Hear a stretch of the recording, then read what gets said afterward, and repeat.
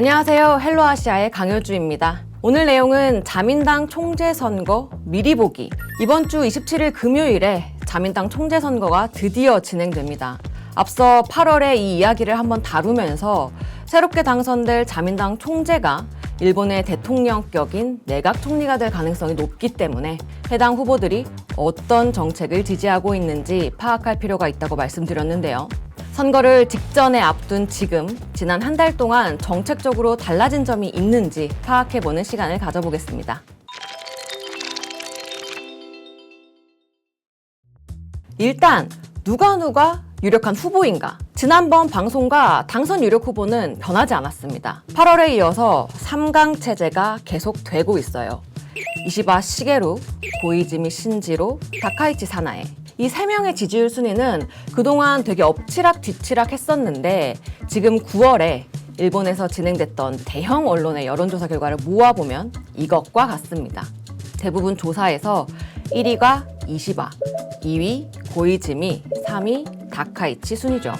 한 달 동안 각 후보의 공약 같은 것들이 구체화가 되면서 주식시장 영향도 조금은 예상해 볼 수 있을 것 같습니다. 일단 1위 이시바 시게루의 당선은 약간 걱정이 됩니다. 지난번에도 말씀드렸지만 금리 인상을 지지하는 인물이라고 했었죠.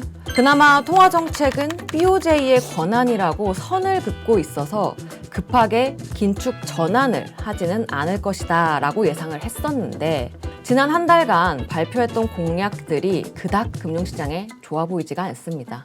대표적인 게 바로 금융소득세 인상. 금융소득세를 인상해야 한다고 강력하게 주장했다가 갑자기 지지율이 뚝 떨어지면서 민심이 변하는 게 보이니까 그제서야 아니야. 부자들한테만 증세할 거야. 서민들이 절세할 수 있는 니사 같은 정책은 그대로 둘 거야 라고 달래기에 나섰거든요. 이 후보 발표 당시 핵심 문구가 안심할 수 있는 연금, 의료, 육아 제도를 확립하겠다 였는데 분명 복지는 좋아지겠지만 모두가 세금이 필요한 정책이잖아요. 금융소득세 인상까지 건드렸던 걸 생각하면 정책 스탠스가 증세에 가깝나? 라는 생각이 들 수밖에 없어서 주식시장에서 호재로 받아들이기는 어려워 보입니다. 반면 2위 고이즈미 신지로, 3위 다카이치 사나에가 주식시장에서는 좀 더 환영받을 가능성이 높다고 봅니다. 고이즈미 신지로가 발표한 공약의 대표적인 내용을 종합해보면 시장으로 돈을 끌어내겠다라는 정책에 초점이 맞춰 있습니다. 대표적인 게 이시바 시게루와 대결 구도로 싸워댔던 금융소득세 절대 반대. 일본은 돈이 있으면 투자하기보다는 모아놓는 성향이 강하잖아요. 그런데 저축에서 투자로 드디어 돈이 이동하기 시작했다. 이 추세에 제동을 걸 만한 금융소득세를 논의할 때가 아니다라고 강조하고 있습니다. 여기에 스타트업 지원 정책도 강력히 주장하고 있는데요. 매각이나 상장에 성공한 주식에 대해 면세를 검토하자 같은 지원 정책을 언급하고 있습니다. 현재 일본 주식시장은 개인 투자자들의 비중이 특히 늘어나는 중입니다. 8월 증시가 급락했던 시기에 오히려 니사 계좌의 주식 매입액은 더 크게 늘어날 정도로 개인들의 거래가 집중되고 있어요. 일본 금융당국은 이 증시를 끌어올렸던 밸류업 프로그램을 올해 안에 업데이트할 예정인데다가 내년 초에는 거래 단위를 100주에서 한 주 단위로 낮추는 방안도 고려 중인 상황입니다. 고이즈미 신지로가 당선된 후 민간 투자를 지원하는 정책에 더욱 힘이 실린다면 개인들의 수급 유입을 더욱 기대해 볼 만하다고 봅니다. 3위 다카이치 사나에는 지난번 방송에서 여자 아베라는 별명이 있다고 했죠. 그 별명을 그대로 반영할 수 있는 적극적 통화 완화, 적극적 재정 확장 정책을 주요 공약으로 외치고 있습니다.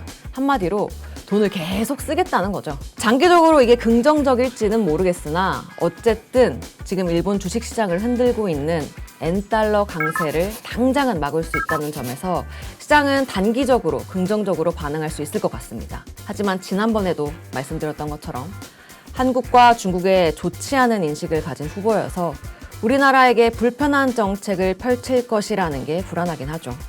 1, 2, 3위 지지율 순위가 나오긴 했지만 결과를 미리 예상해보기는 대단히 어렵습니다. 후보가 9명씩이나 출마한 적이 이제껏 없었던 데다가 각종 여론조사 지지율만 봐도 30%를 넘는 사람이 보이질 않죠. 자민당 총재선거는 1차 선거에서 과반 이상 득표가 나오지 않으면 득표수 1, 2위 후보 간 결선 투표를 진행하게 되는데 아무래도 결선 투표로 넘어갈 가능성이 높아 보입니다. 이런 상황에서는 후보 간 지지율 몰아주기 같은 상황이 엄청 많이 벌어집니다.